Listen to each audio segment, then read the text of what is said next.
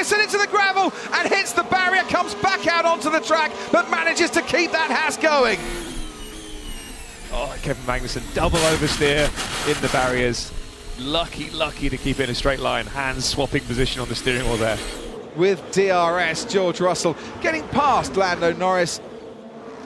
Carlos Sainz is coming in for Ferrari. It's the shortest pit lane, I think, of the season. And can they get to work nice and speedily down at Ferrari? That seems to be held for quite some time, and they had to hold it because Sergio Perez was in his box. They couldn't release Carlos Sainz because Perez...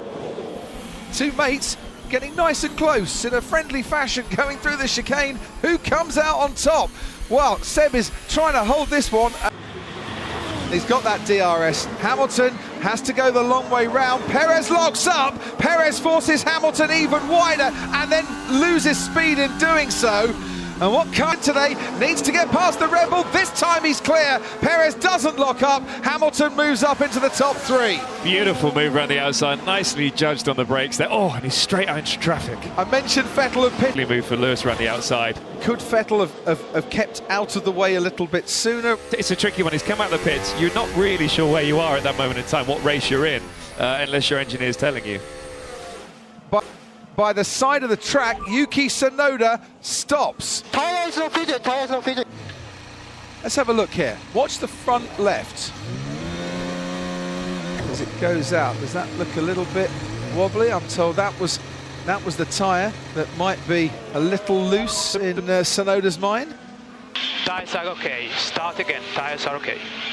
And Verstappen might just hang on to the lead here by making a pit stop behind the virtual safety car. Looks like one of the Mercedes is coming in as well. So into the pit lane comes Lewis Hamilton. Ted Kravitz, down to you. Yeah, so there's enough of a gap for them to do it, but there you see George Russell, so they are going to stack. That was good for Mercedes because they had the position as first people in the pit lane to be able to stack their cars, and that was nice work.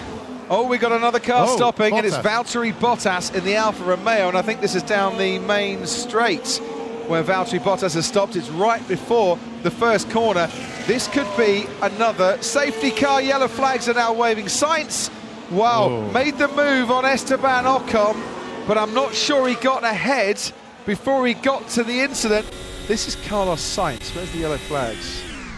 To be fair to him, he was already ahead, wasn't he, when they got to the yellow flag by about a front wing. But then he's not, and then he is. Verstappen's been told to get into the pits. Soft tyres going on Max Verstappen's Red Bull. Hamilton is... Let's stop. Let's put the soft on.